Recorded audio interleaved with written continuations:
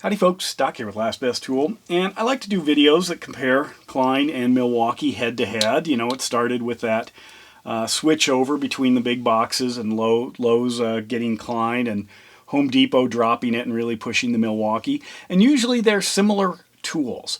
One of them might have certain advantages or a lower price or one more feature or something else. But in this case, as far as I can tell, these are identical. The only differences I can find are the main one, obviously, is the handles. Klein uses this blue handle. Milwaukee's the red handle. Blue. This is a rubber black, rubberized black area. The branding, obviously, one's Milwaukee, the 48223083, and the Klein Catapult 11063W. Both of them seem to have identical parts. There is, if you look up here on this side, you do see there is very similar, but one small change there on the Milwaukee right here. If I get that, you see that letter E up there. This has a number, but other than that, they're identical. If you look at the tool marks, say on this piece of steel right in there, looks identical. The tops, can't tell them apart really. This Klein, or this Milwaukee is newer than the Klein. Klein I've had for a while.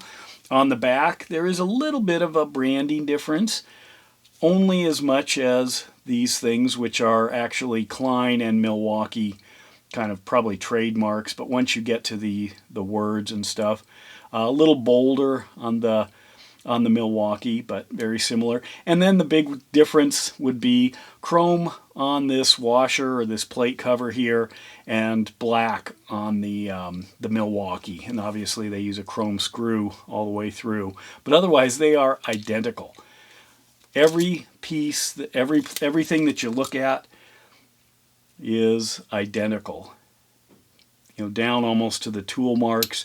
If you look at the text on the cover plate for the cutting hole there, can separate those out and you can see they're identical there.